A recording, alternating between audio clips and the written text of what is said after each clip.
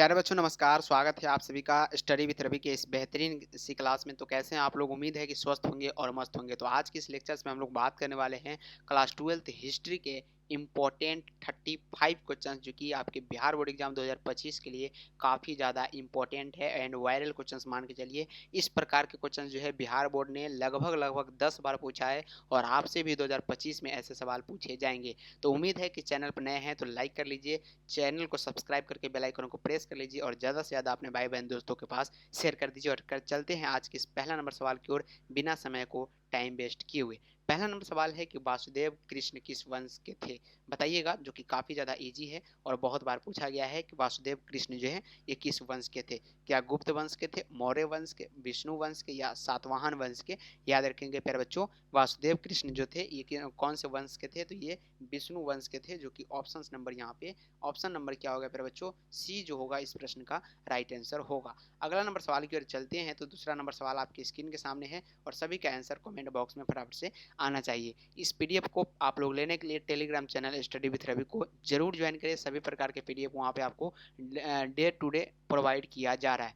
तो दूसरा नंबर सवाल जो है काफ़ी इजी है एंड आपसे बिहार बोर्ड के एग्जाम 2025 में सवाल ऐसे देखने को मिलेगा। तो 5 पांडवों में सबसे बड़ा कौन था? बताइएगा। अर्जुन था, भीम था या युधिष्ठिर था या नकुल था? तो 5 यहाँ पे पांडवों में सबसे बड़ा जो था प्यारे बच्चों ये कौन था? युधिष्ठिर, जो कि ऑप्शन नंबर आपके सी में दिया गया है। बिल्कुल इस प्रश्न का जवाब जो होगा ऑप्शन नंबर सी होगा। याद रखिए, इस प्रकार के प्रश्न 100% जो है आपसे पूछे जाएंगे और निश्चित रूप से आपको देखने को आपके एग्जाम में मिलेगा। तो ऑप्शन नंबर क्या होगा? सी जो होगा इस प्रश्न का राइट आंसर होगा। चलिए तीसरा नंबर सवाल है कि संकर्षण किसका दूसरा नाम था? संकर्षण किसका दूसरा नाम है? कृष्ण का है, बलराम का है, भीम का है या अर्जुन का है? बताइएगा। जी हाँ, संकर्षण जो है किसका दूसरा नाम है प्यारे बच्चों? 3 नंबर सवाल का जवाब काफी स्टूडेंट का आ रहा है। ऑप्शन नंबर क्या आ रहा है? बिल्कुल ऑप्शन नंबर आना चाहिए बलराम। ऑप्शन नंबर बी आ रहा है। बिल्कुल इस प्रश्न का राइट आंसर जो होगा बी होगा। और आपके बिहार बोर्ड एग्जाम 2025 के लिए MBBI है, मोस्ट BBI इंपॉर्टेंट क्वेश्चन है जो कि आपके 2025 एग्जाम बिहार बोर्ड एग्जाम में पूछा जाएगा। तो बलराम याद रखिए, ये संकर्षण का दूसरा नाम था। 4 नंबर क्वेश्चन जो कि काफी इजी है, कहता है कि सबसे पहले अवतारवाद सिद्धांत का व्यापक निरूपण कहाँ किया गया? मनुस्मृति में, ऋग्वेद में या भागवत गीता नारद स्मृति में? 4 ऑप्शंस आपके स्क्रीन के सामने हैं। तो ये जो है ये भागवत गीता में किया गया। ऑप्शन नंबर क्या होगा यहाँ पे? सी जो होगा इस प्रश्न का राइट आंसर होगा। सबसे यहाँ पे क्या है? सबसे पहले अवतारवाद सिद्धांत का व्यापक निरूपण भागवत गीता में किया गया। चलिए, महाभारत की रचना किस भाषा में हुई?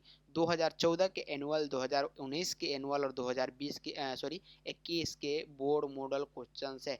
देख सकते हैं कि सभी के सभी प्रूफ जो है प्यारे बच्चों, प्रूफ जो है सभी के सभी आपके स्क्रीन के सामने हैं। देख सकते हैं कि लगभग यहाँ पे आपके 3 साल लगातार सवाल जो है देख सकते हैं 14, 19 और 21 में पूछे गए और भी पूछे गए हैं यहाँ 2023 तक। लेकिन वो मैं यहाँ पे बिल्कुल नोट नहीं करके लाया हूँ क्योंकि बहुत सारे यहाँ पे कचरा टाइप के हो जाता। तो सिर्फ ये आपको दिखाने के लिए है, ये विश्वास दिलाने के लिए क्वेश्चन जो है बिहार बोर्ड द्वारा पूछा गया है। तो महाभारत की रचना किस भाषा में हुई है? संस्कृत में, पाली में, प्राकृतिक में या हिंदी में? तो प्यारे बच्चों याद रखेंगे, यहाँ पे महाभारत की जो रचना है ये संस्कृत भाषा में की गई, जो कि ऑप्शन नंबर आपके सी में है। याद रखिए, इस प्रकार के प्रश्न जो है आपके एग्जाम में 100% पूछे जाएंगे।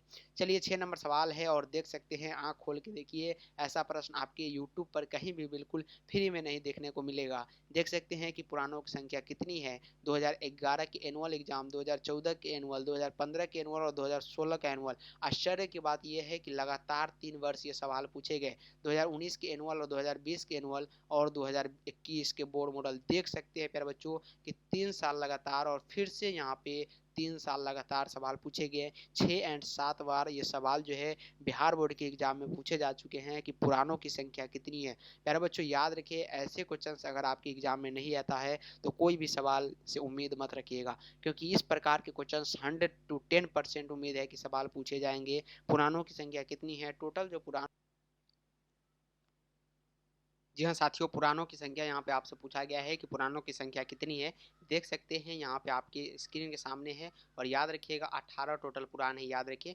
ये जो है थोड़ा नेटवर्क इशू हो गया था, तो याद रखेंगे 6 नंबर क्वेश्चन का जवाब जो होगा ऑप्शन नंबर बी होगा। अगला नंबर सवाल है कि श्रीमद् भागवत गीता के महत्व पर किसने विचार व्यक्त किए हैं। 7 नंबर सवाल जो कि काफ़ी ज़्यादा इंपॉर्टेंट है, श्रीमद् भागवत गीता के महत्व पर किसने विचार किया। 2019 के एनुअल एग्जाम में पूछा गया सवाल है, श्रीमद् भागवत गीता के महत्व पर किसने विचार किया है, जरा बताने का प्रयास कीजिएगा।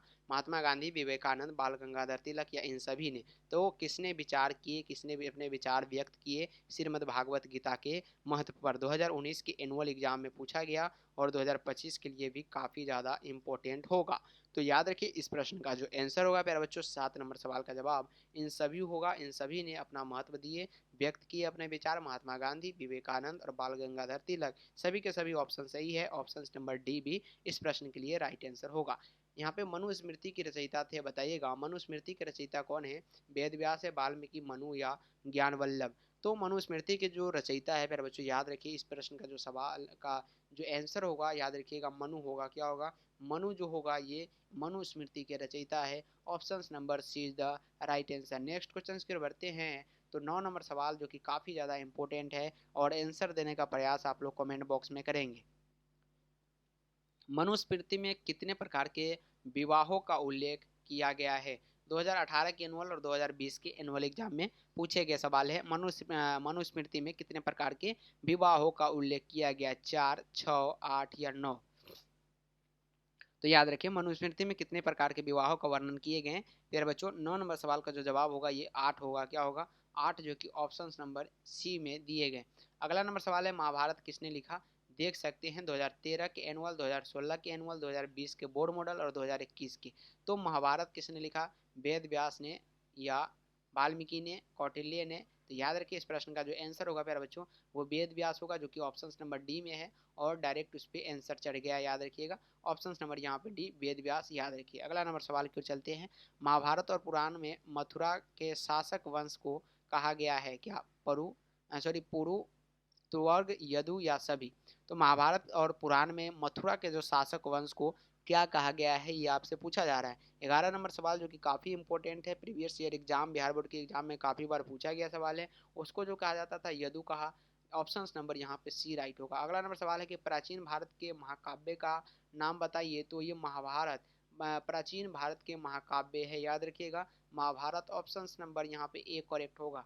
रामायण की रचना किसने की, ये आपके हिस्ट्री के काफ़ी ज़्यादा इंपॉर्टेंट क्वेश्चंस में से एक है। महाभारत और रामायण की रचना जो कि काफ़ी बार पूछे गए। तो रामायण की रचना जो है प्यारे बच्चों ये किसने किया था, जरा बताने का प्रयास कीजिएगा। वाल्मीकि, मनु, वेद व्यास या ज्ञान वल्लभ। तो रामायण की जो रचना है सभी को पता होगा, वाल्मीकि ने किया था। ऑप्शन नंबर यहाँ पे ए जो होगा ये बिल्कुल राइट आंसर होगा। और साथ ही साथ लिखा था कौन, तो याद रखिए गणेश जी ने लिखा था। ऑप्शन नंबर यहाँ पे क्या होगा, ए जो होगा इस प्रश्न का राइट आंसर होगा। चलिए दुर्योधन की माँ कौन थी, बताइएगा। दुर्योधन की माँ कौन थी, गंधारी, कुंती, माद्री तो या सत्यवती। तो दुर्योधन की माँ जो थी ये कौन थी, गंधारी थी प्यारे बच्चों। याद रखिए 14 नंबर सवाल का जो जवाब होगा ये गंधारी होगा। ऑप्शन नंबर ए होगा इस प्रश्न का आंसर।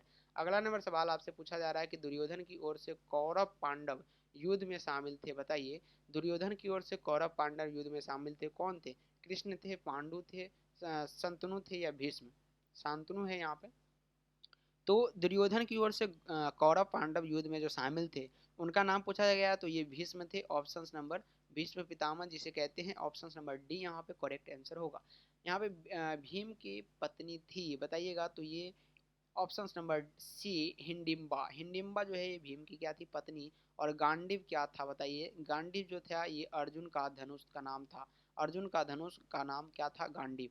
अगला नंबर है 18 नंबर सवाल है कि युद्ध भूमि में अर्जुन के सामने की सेना में कौन था, बताइए। युद्ध भूमि में अर्जुन के सामने की सेना में कौन था, द्रोणाचार्य, भीष्म पितामह, दुर्योधन या उपयुक्त में से सभी। तो ऑप्शन नंबर डी इस प्रश्न का राइट आंसर होगा, दुर्योधन था। साथ ही साथ भीष्म पितामह और दुर्योधन ये सभी थे। ऑप्शन नंबर डी राइट होगा, द्रोणाचार्य, भीष्म पितामह और दुर्योधन सभी के सभी जो है युद्ध भूमि में अर्जुन के सामने खड़ा था। अगला नंबर सवाल है कि गीता में उपदेश दिया गया किस चीज का, कर्म करो, बिल्कुल राइट है। भविष्य की चिंता मत करो, बिल्कुल। कर्मफल हमारे साथ नहीं।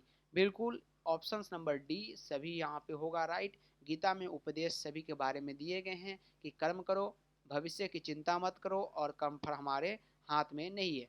तो ये 19 नंबर सवाल का जो जवाब होगा ऑप्शन नंबर डी होगा। गोत्र किसका सूचक था बताइएगा। गोत्र किसका सूचक था। प्रत्येक उपजाति के समान सामान्य पूर्वज या व्यावसायिक उपजाति या उपजाति का सामान्य निवास स्थान, एक जाति विशेष का निवास क्षेत्र। तो याद रखिए इस प्रश्न का जो आंसर होगा ऑप्शन नंबर ए होगा। प्रत्येक उपजाति के सामान्य पूर्वज जो थे ये गोत्र किसका सूचक था। ऑप्शन नंबर ए इस प्रश्न का राइट आंसर होगा। अर्जुन किसके शिष्य थे ये सवाल पूछे जा रहे हैं, तो ये द्रोणाचार्य के शिष्य थे। द्रोणाचार्य के शिष्य थे कौन, अर्जुन। याद रखिए काफी इंपॉर्टेंट क्वेश्चन है। तो देख सकते हैं कि महाभारत और रामायण से रिलेटेड कितने सारे प्रश्न जो है आपके हिस्ट्री में, जी दोस्तों हिस्ट्री में 12th लेवल के एग्जाम में पूछे जा रहे हैं। तो याद रखिए इस प्रकार के प्रश्न जो है कॉम्पिटिटिव एग्जाम में आगे भी आपको काम दे सकता है। तो किस संत ने सीता पर टीका मराठी में लिखा। किस संत ने सीता पर टीका मराठी में लिखा। एकनाथ, नामदेव, तुकाराम या मानेश्वर। 22 नंबर क्वेश्चन का आंसर फटाफट से आना चाहिए कमेंट बॉक्स में। काफी ज्यादा इंपॉर्टेंट सवाल है और इस प्रकार के प्रश्न आपको आपके एग्जाम में निश्चित रूप से देखने को मिलेगा। तो ये मानेश्वर याद रखेंगे। ऑप्शन नंबर डी इस प्रश्न का 100% राइट आंसर होगा। चलिए क्षत्रिय शब्द का साहित्यिक अर्थ बताइए। तो ये रक्षक होता है। क्षत्रिय मतलब क्या होता है, रक्षक। ऑप्शन नंबर यहाँ पे सी राइट होगा। चलिए अम्बा अम्बालिका किसकी पत्नी थी। अम्बा अम्बालिका जो है ये विचित्र वीर्य की पत्नी थी। ऑप्शन नंबर बी होगा इस प्रश्न का करेक्ट आंसर। अगला है कि घंटोक्ष किसका पुत्र था। तो ये जो था ये किसका था प्यारे बच्चों, भीम का था। किसका था, भीम का। अगला नंबर सवाल है गंगापुत्र किसे कहा जाता है। गंगापुत्र किसे कहा जाता है। 2018 के एनुअल, 2020 के एनुअल और 2021 के एनुअल एग्जाम में पूछा गया सवाल है गंगापुत्र किसे कहा जाता है। तो सभी का आंसर फटाफट से आना चाहिए कमेंट बॉक्स में। याद रखेंगे अर्जुन, विदुर, भीष्म या पांडु। तो गंगापुत्र जो है ये भीष्म को कहा जाता है। भीष्म को किस नाम से जानते हैं, गंगापुत्र। कर्ण की माँ कौन थी जरा बताइएगा। कुंती थी, गंधारी थी, माद्री थी। तो याद रखिएगा कर्ण की जो माँ थी ये कुंती थी प्यारे बच्चों। कौन थी, कुंती। ऑप्शन नंबर ए होगा इस प्रश्न का करेक्ट आंसर। याद रखिए अगला नंबर क्वेश्चन की ओर बढ़ते हैं। तो कर्म सेवाधारी कर्म कर्मण्य सेवा अधिकारिस्ते माँ फुले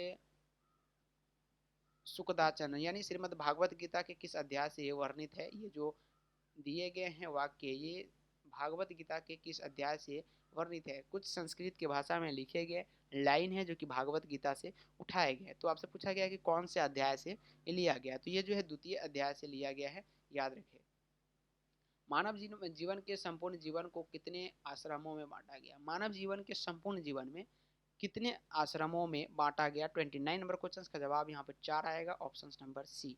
अगला नंबर सवाल है कि द्रौपदी किसकी पत्नी थी। 2020 के बोर्ड मॉडल और 2021 के एनुअल एग्जाम में है पूछा गया द्रौपदी जो है ये किसकी पत्नी थी। तो याद रखिए द्रौपदी जो है ये अर्जुन की थी, बिल्कुल भीम और निकुल का सभी के पत्नी थे। यानी ऑप्शन नंबर डी होगा इस प्रश्न का राइट आंसर। अगला है कि अभिमन्यु किसका पुत्र था। 2020 के बोर्ड मॉडल क्वेश्चन है। ये अभिमन्यु जो है अर्जुन का पुत्र था। किसका, अर्जुन का पुत्र है अभिमन्यु। अगला नंबर क्वेश्चन की ओर बढ़ते हैं। महाभारत का युद्ध कितने दिनों तक चला। 2011 के एनुअल एग्जाम, 2017 के और 2020 के एनुअल एग्जाम में पूछा गया सवाल है कि महाभारत का युद्ध कितने दिनों तक चला था। टोटल के टोटल 18 दिन चले थे जो कि ऑप्शन नंबर आपके डी में देखने को मिल रहा है। अगला नंबर सवाल है कि कुरुक्षेत्र का युद्ध किसने जीता। 2021 के एनुअल एग्जाम में पूछा गया सवाल है। तो ये पांडव ने जीता था कुरुक्षेत्र का युद्ध। याद रखिए प्यारे बच्चों 33 क्वेश्चंस थे जो कि आपके बिहार बोर्ड एग्जाम 2025 के लिए काफ़ी ज़्यादा इंपॉर्टेंट था। और नॉर्मल नॉलेज के लिए भी ये सभी सवाल इम्पोर्टेंट थे क्योंकि सभी सवाल जो है आपके रामायण और भागवत गीता से लिए गए हैं। तो हिस्ट्री में कुछ इस प्रकार के प्रश्न आपसे पूछे जाते हैं बिहार बोर्ड में। तो उम्मीद है कि सभी के सभी सवाल आपको काफ़ी ज़्यादा ईजी लगा होगा। साथ ही साथ MBBI है आपके बिहार बोर्ड एग्जाम 2025 के लिए। तो ऐसे प्रश्न को इग्नोर बिल्कुल भी ना करें और फिर से एक बार रिपीट करें। इस क्वेश्चन को एक बार फिर से रिपीट करें और साथ ही साथ सभी प्रश्न को याद करने का प्रयास करें। तो कैसा लगा आज का ये क्लास फटाफट से कमेंट बॉक्स में बताने का प्रयास कीजिएगा। क्लास अगर अच्छा लगा है तो लाइक करें, चैनल को सब्सक्राइब करें। ज़्यादा से ज़्यादा भाई बहन दोस्त और जितने भी ग्रुप है जो कि 2025 के लिए चलती है सभी में शेयर करने का प्रयास करें। तब तक के लिए आज की इस क्लास में रखते हैं इतना ही। मिलते हैं फिर से अगले क्लास में। जय हिंद एंड जय भारत।